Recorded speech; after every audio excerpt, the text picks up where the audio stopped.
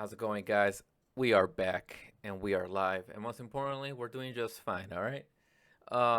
You know what? I forgot my watch in the restroom, and I want to go get it. But besides that, I'm doing fine.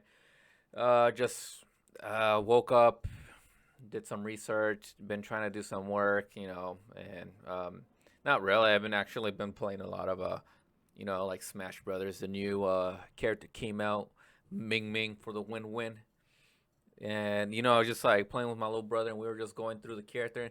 That was a pretty good experience. I mean, I like this new character. She's fairly OP in the long distance range methods of things. But yeah, I was having some fun time later, early in the morning.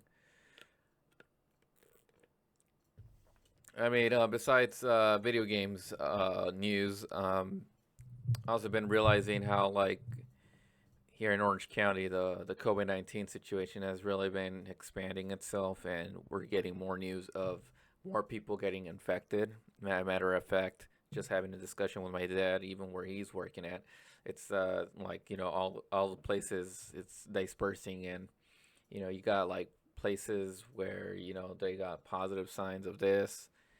Of the COVID-19 situation, and it's kind of crazy how like it's actually it's slowly infecting others, and yeah, it's crazy. I don't know. I just like it's becoming more of a it's if it was far away, now it's like in the front lines now here. So that's right now I think the best thing that we can do is just stay inside, and I'm gonna practice that more. It's actually staying inside because it is getting a little bit serious. And there's something that he told me. It was like, I don't know if it's true. I'm no doctor, but it kind of made sense in the fact that like, man, should I say it? You know what? I don't want to say it because really I don't really know 100% true if it's true or not. But what the situation was that one can have the symptoms of the virus, but won't actually be affected by the virus, or they might not have no symptoms, but you might still have the virus and you can transfer it to someone else. So if that were to be true, that's kind of crazy. I mean, that would be, I would actually have to text my friend about that. If that's, can that possibly be a thing where if you don't have any symptoms, but can you pass on the virus? Hmm. But yeah, I mean, right now I think not only we're at the peak of things, but it's becoming quite a severe situation, just in general with everything, and like even in the political aspect of things. It's like, but I think it's teaching us as a society, excuse me, to actually like, I feel like to educate ourselves and to like be more what's the word? We need to start thinking more for ourselves, and not be easily turning the other way when like the facts are at hand. I think it's benefiting all of us to actually inform ourselves. Anyways, yeah, what else did I do today? Yesterday I was watching the movie In and Out, Inside Out, In and Out's the burger joint, Inside Out, and I'm not usually a big movie fan. I mean, I hardly watch movies in particular. I mean, I'm usually reading other things, or I'm more of a reader. But I saw Inside Out, and I really enjoyed the movie. I really liked it. It grabbed my interest.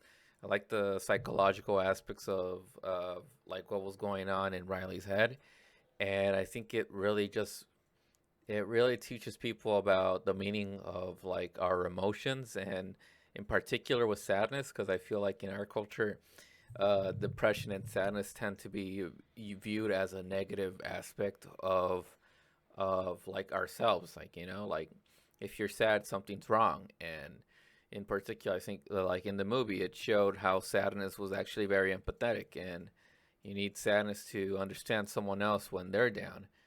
And we hardly look back at that, and I'm like, wow, that is a powerful. It's a powerful aspect of the human condition. It's I was like right there, like, wow, there is meaning towards sadness. It's like it's not only like just so that it's not a debilitating part of being human, and like it's actually beneficial for us.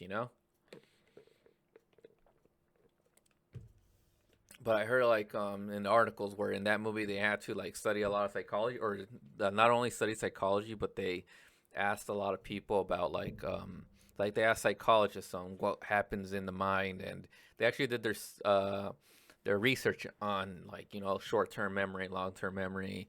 What else? What else did I see in the movie? Like you forgetting things, and like in that one stage where they're passing through to go to the train. I forgot what that whole like. Basically, it was like uh, what's the word? It's like in the tip of my tongue. Ah man, it's like when you want to like it's you thinking about something, but it's not really there. Ah man, what's the word? It's literally right here. It's not detailed. Abstract thoughts. There you go. That's the word I was looking for. Abstract thoughts. Let me look at it. Let me look. Actually, look that up right now. Abstract thoughts. Abstract thoughts. Abstract thinking is the ability to understand concepts that are real, such as freedom and or vulnerability, but which are not directly tied to concrete physical objects and experiences. Abstract thinking is the ability to absorb information from our senses and make connections to the wider world. A great example of abstract thinking at work is humor. Huh. So humor is actually a very abstract form of thinking. So that's interesting. I never really thought about it like that. But yeah, I think the last like Pixar movie I was actually seeing was Wally, and that was like a couple years back. And I give this movie like a solid a nine. Like it was really good. I enjoyed the whole scene, and just like seeing her processing through her emotions. And I think what was so great at the end was like it evolves from you see her constantly evolving, and then like her emotions also begin to develop as well. It's like there's parts where there's anger, envy, fear, what sadness and happiness, right? And then like at the end of the movie, you get a particular what they call core memories, which are more the important memories like in throughout someone's life, and it's yellow representing happiness was a tinge of blue, which is sadness. So it was a combination of both emotions when she was about to leave to the bus and she comes back. And at that moment, I was crying. I was like apart from losing Bing Bong, her imaginary friend, she completely forgot about her own imaginary friend, and her coming back. You see her like processing her emotions, and they become that much more complex. And you see her developing these new kinds of emotions. And if you look up like Wikipedia or like some other article about her emotions, uh, those are five basic. There's five basic emotions, and then like the other emotions are just a combination of those main emotions. So kudos to like the movie to realizing that the emotions become more sophisticated as we get older, and I think they do. Oh, and I love that scene where the wife is talking to the husband, and then like the husband is very clueless around what's going on in the situation, and then like you see what's going on in his mind, and then you see what's going on in the wife's mind, and then the wife, she's thinking about that Brazilian helicopter guy that she like left a long time ago, and I thought that was hilarious. If it's hardly you see those moments in movies, and I don't know, just a very humane. I don't know. Disney Pixar has a very like humanity, like has a very humanistic way of like making movies. They're always great movies.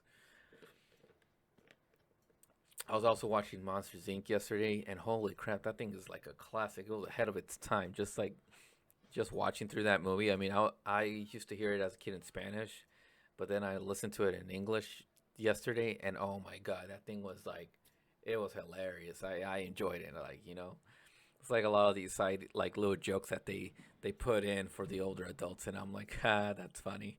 We're just like jokes that you didn't understand as a kid. I think when you're a kid, you just I don't know if you're real. I mean, unless you're really smart. I mean, you get it off the bat, but you don't realize some of the humor that some movies as kids have, and then you only see it when you're like a little bit older and you fully understand what they're talking about.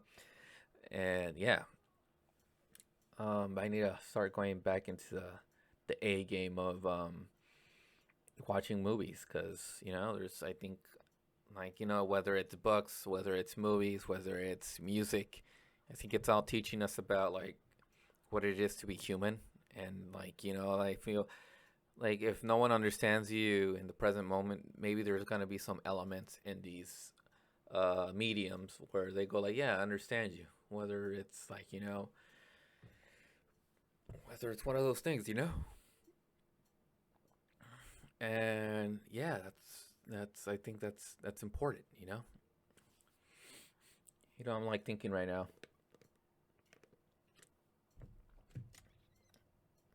What was I thinking right now? I mean, I was thinking about what am I going to be talking about my podcast when I'm like so focused right now in these videos. It's like you finish and like, what do I talk about the next thing? But I mentioned that dozens of times in my prior videos. But yeah, something that's been catching my attention all has been social media, in particular memes, and I think memes really. I mean, the memes that you like, the memes that you share, really resonate towards the individual. And like, it's like we're not all like the same, but I feel like some people have different toward type of humor towards others, and like it's just interesting on how I am your typical memester. Like I love like Facebook and Instagram, but I tend to use Facebook more in the sense of like posting memes that resonate with me. I don't know, like I just find it so casual to share, and like I don't think twice about it. I just share something that made me like a part of me like resonated with, or maybe I chuckled, or maybe I liked it. And I don't know if other people actually see it, or I can't. Well, I don't really. I mean, it would be interesting if people see it or not, but I do it more for myself. Like I have this experiment where like everything that I share, if when I'm gone, it's gonna be like you can make a person out of the things that I've shared, so it's like a personality replication. But I don't know. I'm just sharing my sense of humor. But yeah, that's the main reason why I like sharing, and trying to conquer a woman's heart through the memes that I share, but it's clearly not working. So yeah, I think I'm gonna move on. No, you're not, Adrian. Who cares? Regardless, what am I saying? I don't even know. Anyways, yeah, going back to my segment. Right now, you know, I've been going back to the gym, and it's been going great. That was totally random, Adrian. I don't even know. I don't know. Like I'm at that moment in my life where, like I'm trying to like do the best that I can with the situation that I have been going on. Like I'm like seeing myself right now, and it's going good. Like if I were to complain, I think the one thing I just wish that I knew what I was already good at, and like just like develop it from there. Like, as I mean, the only talent that I have maybe is talking, but I feel like other people talk better than I do. Like, I just like, I kind of like work with what I got. And I think humor, I mean, I got a solid 7 of a humor. I mean, maybe 6.5. If I were to work at it for 10 years, maybe I can develop my humor into like a 7.5. But I think my humor is like solid 6, maybe 5.5. I mean, it's not that bad. I mean, I've made people laugh without me trying, and that's me in a bad mood. So maybe work on my humor a bit. I mean, my sense of humor is very dark, very sadistic. I mean, it's very dad jokes humor. Like I'm very like I can't I love the double meaning type of jokes. Like like fuck, what's in it? Dad joke. It's hot and ready. No, no, fuck. Like something like something that's literal. The dad joke is this: something that's literal, and then it has a double meaning for that. So, her ass is hot, and it's literally an ass on fire, something like that. That's a dad joke.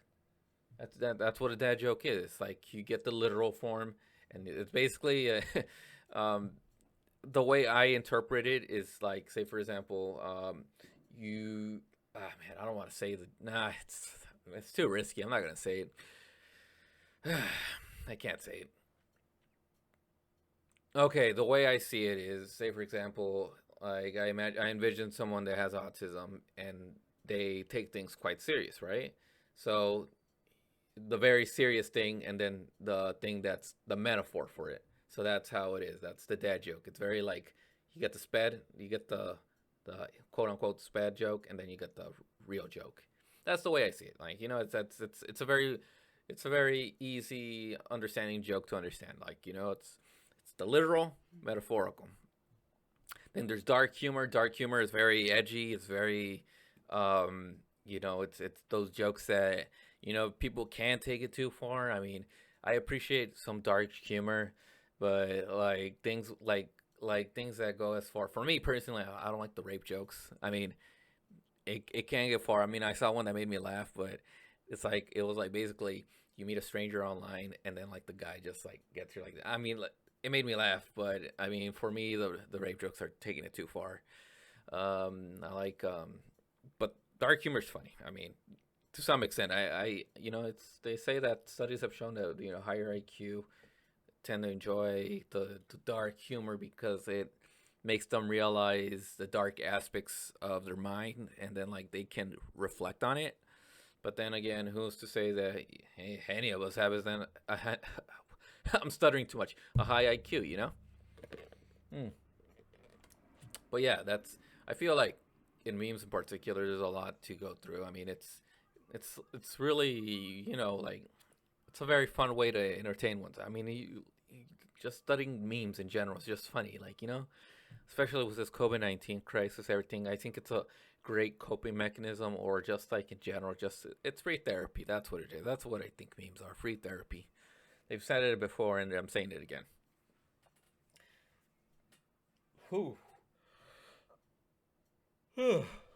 Man, being 24 and yet your mustache is still on par. I mean, it's growing. I mean, I wish I had the full beard thing going on, but I got the musketeer looking thing, so you gotta work with what you got. Let me see. It's always been like this. I mean, I never really grew past this stage, so I'm back where I was like 3 months ago. So that this is yeah, I'm trying to grow it out, but let's see how things go. Anyways, what else? So there's dad jokes, dark humor, cringe humor. Cringe humor is interesting because you gotta like it's basically the cringe humor is basically like the office type of humor where it's very pause, very awkward like humor. I've done it before. I mean, it works depending on the person. Like really, it's really a lot. These types of humor is very subjective, and my brain's hurting because like I'm here all the time. Hmm. Then there's Gen Z humor. Gen Z humor is very it's like it's very on steroids because you gotta understand. I mean, Gen Z humor is very what's the word I'm looking for? It's a lot of inside jokes. So like Gen Z is very inside with everything. So you got to understand a certain joke, you got to understand the context of another joke, and so on. So they have more developed memes than the casual person because they understand they understand jokes within jokes within jokes. So it's like a memes on steroids. That's what I realized. I see, like my little brother. It's in the far end of the spectrum of jokes, and it's good humor, but you really got to understand where he's coming from, and like it's a layered joke, and you got to like appreciate a layered joke. It's like, say for example, you got to understand the movie, and you understand the settings behind the meme, and then you got to understand the what it's trying to reenact. I mean, it's this whole thing going on. I mean, I appreciate Gen Z humor, but I think it's too much for me. My brain hurts. Is that on point, Anthony? Huh? Were you paying attention to anything I was saying? Not a lot. Huh? No. No, basically, when I was talking about the Gen Z humor, that it's a joke within a joke, kind of. Like it's a layered joke, right? No? Like the monkey ooh ah. I don't know. No? Well, out of all the memes, which one was the one that made you laugh the most? It's it's the giorno. No, but it was pretty That's clever. your humor. That's not mine. Okay, that hurts. Out of all the memes that I've showed you, which one was the one that made you laugh the most? Or do you laugh unintentionally just to like hurt my feelings? No. No, it's that bad. I'm not that much of a fucking asshole. I can't remember. There was one. I just can't remember. Really? Like which one? That's I. I just said I can't remember it, You idiot. Fuck, man, I'm just asking, man. I don't know, like, I'm just like trying to start a conversation with you. No. So it'll be dope if I just like get people in here and just like start like doing podcasts with them. Hey, man, this is me. This is me talking right now. And yeah, let me take a nice selfie. I look pretty dope here. I'm like this. Cool light. No kidding. I don't know. So I think social media has indeed. I think I spend a little too much time on it, honestly. And but I don't like it's not like I'm being unproductive or anything. I'm just like talking through, like it's whatever. But anyways, yeah, I think 20 minutes went in, and I think I covered a good portion of this. So, um, I think the synopsis of this video is just that COVID-19 hasn't gone away. It's still here with us, especially here in Orange County. It's infiltrated. It's present. It's rising. Um, Inside Out, really good movie. I love the theme, like which was like, what was the theme of that movie? It's basically Riley getting that's an interesting. I'm gonna look it up. Well, I'm gonna look it up. But I would think I would assume it was something along the lines Riley learns on know that maybe sadness has a reason because happiness was always controlling sadness. How about this? There needs to be sadness in your life to appreciate happiness and all parts of your life. Something along the lines, because it was really important how like happiness was like controlling sadness and not to move away. But I think sadness is a necessary part of life, so that you can appreciate all aspects of life. So, let me see. I'm gonna look it up.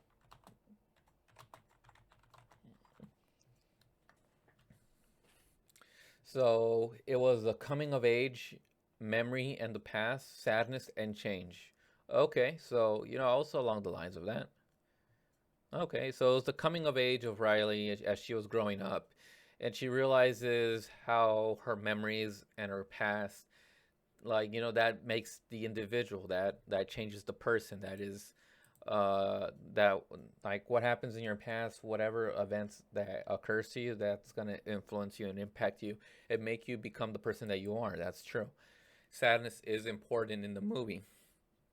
And the coming of age, which was her growing up, she was no longer that small girl. She forgot her best, like her best imaginary friend. She was becoming a teenager. You saw that she was becoming 12, and her interest was in boys, and so like the movie already it shows that coming along in the movie. So, I was, I give it a 7 out of 10 theme. Maybe a 6 out of 10. Let's be humble on that. But yeah, so ah, What? you intervene, bro. You just You deserve it. you cuck. You just showed it in my video. I don't like you. All right, we're gonna call it a day. Peace out, y'all.